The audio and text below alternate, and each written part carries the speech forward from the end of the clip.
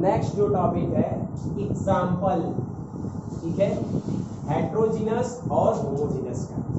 पहला एक और होमोजीनस में बचा था एग्जाम्पल, वो भी लिख लो, होमोजीनस कैटलिस्ट यानी उत्प्रेरक, और नेक्स्ट ये है हेट्रोजीनस कैटलिस्ट, ठीक है, जिसको बोलते हैं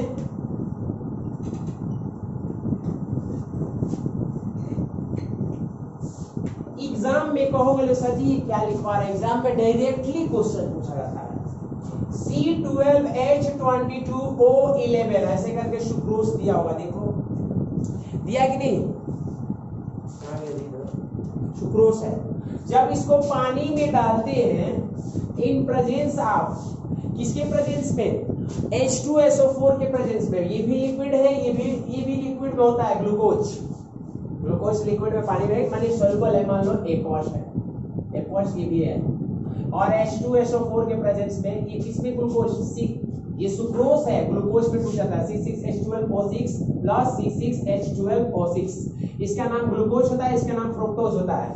ये आप कहोगे कि सर जी ये तो फॉर्मूला दोनों का सेम है, तो कैसे, तो इनका स्ट्रक्चर्स बनता है, एक फीस स्ट्रक्चर्स बोला जाता है, जो कि हम आपको पढ़ाऊंगा, एक चैप्टर होगा सेकंड केमिस्ट्री का, जब मैं दूसरी बुक पढ़ाऊंगा तो एक अमोनिया नाम का चैप्टर आएगा लास्ट में, उसमें मैं आपको बता दूंगा कि ये कैसे इसका स्ट्रक्चर्स बनता है, इन दोनों का स्ट्रक्चर्स। दो टाइप का स्ट्रक्चर बनता है, एक हेक्सागोनल स्ट्रक्चर ऐसे बनता है, यहां पर आएगा ये OHH, यहां पर CH2OH, यहां पर आएगा OHCH2OH, यहां पर HOH, ये HOH, और जब फ्रुक्टोज का बनाऊंगा तो ये उल्टा हो जाएगा। तो ये जब रिएक्शंस में बताऊंगा तब आपको याद रहेगा, नेक्स्ट चैप्टर जो पढ़ाऊंगा वहां पर ऑर्गेनिक जब पढ़ाना स्टार्ट करूंगा, ठीक है। तो कहने का मतलब कि ये भी लिक्विड स्टेट में होता है, ये भी लिक्विड स्टेट, ये भी लिक्विड स्टेट, ये मतलब कि ऑक्सीजन नहीं पूरा ये होल, तो ये किसका एग्जांपल हो गया, याद रहेगा। अब आपको चलेंगे हम इसमें हेट्रोजीनस में, तो हेट्रोजीनस में अमोनिया का नाम सुन लो, अमोनिया का मैन्युफैक्चरिंग यहाँ पर आयरन के प्रेजेंस में अगर कराया जाता है तो NH3 बन जाता है। ये सारे गैस अवस्था में है, ये सारे किस अवस्था में है, गैस में है, लेकिन लिक्विड जो है आयरन सॉलिड स्टेट में है ना, that's why this is the example of heterogeneous catalyst. दूसरा है और हेट्रो यहाँ पर जब गैसीय अवस्था में हो तब तो सारे गैस में होंगे तब तो, यहाँ पर तो मैं पहले बोला कि सॉलिड आयरन सॉलिड स्टेट में, मैंने सॉलिड छिलका डाला गया आयरन की, एक छोटा सा पतली छिलकी होती है, जब जाओगे ना लैब में आयरन में बड़ा सा लोहा नहीं दे दिया जाएगा आपको रिएक्शन कराने के लिए, छोटा छिलका फॉर्म में, जैसे लकड़ी की छिलका देखिए वो लोग छिलका, वो ऐसे फॉर्म में आयरन आपको डिब्बे में भर कर रखा रहेगा, उसमें से एक सिंठा होती है, उसे निकाल कर कोई रिएक्शन पे डालोगे ऐसे समझ जाएगा, तो वो सॉलिड स्टेट में तो रहेगा, कैटलिस्ट काम कर रहा है। दूसरा SO2 और प्लेटिनियम के प्रेजेंस में SO3 में कन्वर्ट हो जाता है, SO3 में कन्वर्ट हो जाएगा, ये भी किसका एग्जांपल है, क्योंकि ये भी तो प्लेटिनियम सॉलिड स्टेट में तो होता है, तो ये भी किसका एग्जांपल हो जाएगा। समझ में आया कि नहीं आया, कोई दिक्कत, तो क्या बोलते हैं, कैटलिस्ट, यही तो बोलते हैं। मैं नहीं बोला कि ये थ्योरी हमें पढ़नी है, मैकेनिज्म ऑफ हेट्रोजीनस कैटलिस्ट, तो ये हो गया रिएक्टेंट और ये हो गया कैटलिस्ट। तो पहला स्टेप पे दोनों को जब पास लाया जाता है तो ये आपस में पहले जाकर इस पे क्या होते हैं, बिखरते हैं, इसको बोलते हैं the first process is diffusion of reactant. Diffusion का मतलब ये हुआ कि ये जाकर इसके ऊपर कैटलिस्ट के फैल जाते हैं, फैलने का मतलब अभी उस पे जाकर बिखर गए हैं, बिखर गए का मतलब ऐसे ऐसे ये बिखरे हुए हैं। दूसरा माने इसके ऊपर से पास हो रहे हैं, मींस डिफ्यूज हो रहे हैं, डिफ्यूज में समझ रहे हो ना, कैटलिस्ट सॉलिड अवस्था में और रिएक्टेंट गैसियस अवस्था में, ऐसे समझो। तो जब रिएक्टेंट को कैटलिस्ट के पास लाया जाएगा तो ये फैलेगा ना, जिसको बोलते हैं इंग्लिश वर्ड में डिफ्यूजन। यानी हिंदी में बोलते हैं विसरण होना। विसरण मैंने फैलना। जब रिएक्टेंट गैसियस अवस्था में है, कैटलिस्ट सॉलिड अवस्था में है, तो गैस को कैटलिस्ट के पास लाना पड़ेगा, तो ये चारों ओर इसके बिखर जाएंगे। अब बिखरने के बाद नेक्स्ट प्रोसेस होगा, इसके ऊपर एड्सॉर्ब होने लगेगा। एड्सॉर्ब का मतलब अधिशोषण होने लगेगा। नेक्स्ट प्रोसेस क्या होने लगेगा? After diffusion of reactant on the surface of the catalyst, the reactant molecule second में get adsorb on the catalyst. धीरे धीरे उसमें क्या करने लगेंगे? बैठने लगेंगे, एड्सॉर्ब हो जाएंगे बहुत बढ़िया से। After adsorption make the intermediate compound between the reactant on the catalytic surface। Catalytic surface पर ही मध्य यौगिक कंपाउंड बनाने में, मध्य और यौगिक जानते हो ना, कंपाउंड बनाने, इंटरमीडिएट कॉम्प्लेक्स कंपाउंड बनाने लगेंगे आपस में। इसी के ऊपर ही क्या बनाने लगेंगे बाबू? ये कैटलिस्ट है, इसी के ऊपर में आपस में रिएक्टेंट बना लेंगे। तो ये पूरे आपस में रिएक्शन किए ना, तो ये पूरे को बोला जाता है इंटरमीडिएट कंपाउंड, जिसको बोलते हैं मध्य यौगिक बोलते हैं हिंदी में, समझ में आया? और कुछ समय के लिए, ये 10 सेकंड के लिए बनता है, कुछ समय के लिए, उसके बाद ये अलग हो जाएंगे। क्यों अलग होते हैं कोई बता देगा? ये अलग हो जाएंगे और अलग होकर क्या बना देंगे? प्रोडक्ट मिल जाएगा। प्रोडक्ट मिल गया। तब फर्स्ट स्टेप, मेरी बातों को ध्यान से समझना, गौर समझना, लट्ठा मारना ही बहुत बड़ी बात नहीं होती है। ऐसे पढ़ो कि केवल आप जाकर एग्जाम में लिख पाओ।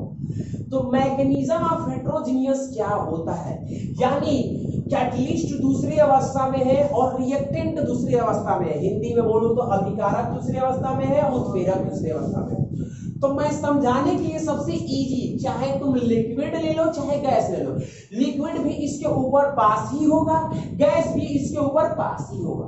तो उसको एक केमिस्ट्री लैंग्वेज में बोला जाता है कि when the reactant come towards the catalyst, it's the first step is according to this theory the diffusion of reactant.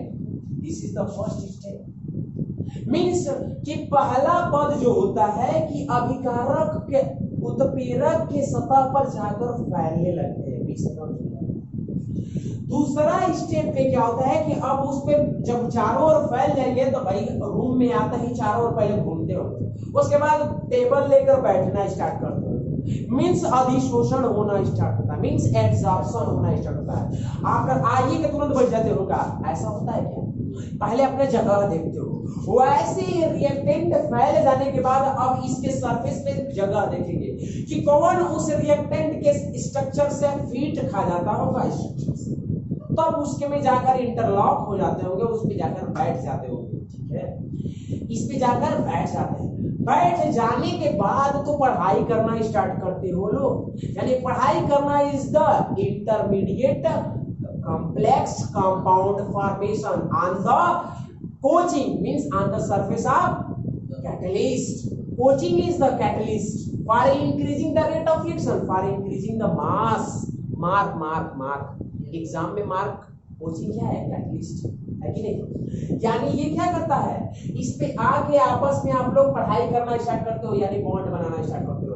उसके बाद से कुछ समय के बाद से आप लोग यहाँ से छोड़ के चले जाते हो, वो लेकर ज्ञान प्राप्त कर यानी आप लोग प्रोडक्ट में चेंज कर हो जाते हो, लोग चले जाते हो। समझ में आया? तो this is the overall theory of the homogeneous mechanism of the this is the mechanism of the heterogeneous catalyst. समझ में आया कि नहीं आया? कोई दिक्कत बताओ? यानी ये 4 स्टेपों में इन्वॉल्व होता है। समझ में आया? कोई दिक्कत? ये सारे स्ट्रक्चर्स बना लिए हो लोग, बना लो ताकि आगे मैं इसका पॉइंट लिख पाऊं। पहला प्रोसेस क्या होता है? डिफ्यूजन ऑफ कैटलिस्ट, यानी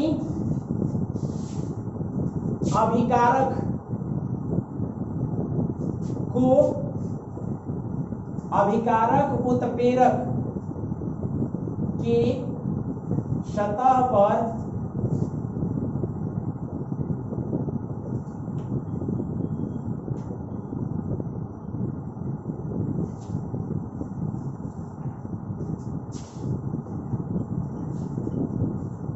होते हैं। हिंदी में समझ ही गए हो। दूसरा, adsorption of reactant on the surface of catalyst। उसकी क्या होता है दूसरा पॉइंट में, अभिकारक उत्प्रेरक के सतह पर अधिशोषण होने लगता है।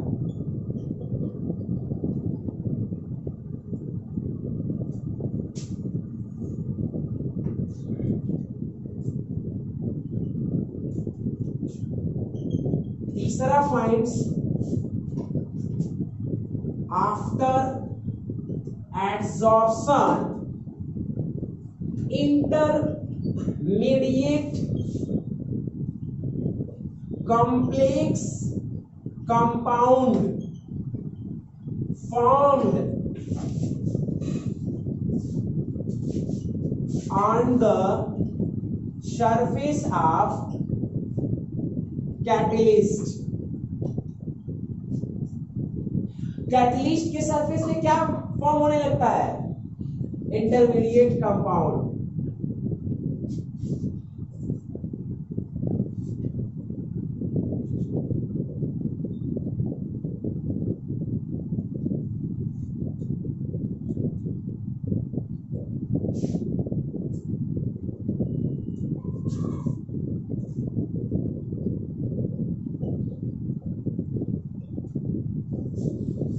मध्यवर्गीय यौगिक उत्पादन होने लगता है उत्प्रेरक की सतह पर। समझ में आया। चौथा, डिजॉर्प्शन ऑफ प्रोडक्ट या desorption of product from the catalyst. Product catalyst से अलग होने लगता है, क्या होता है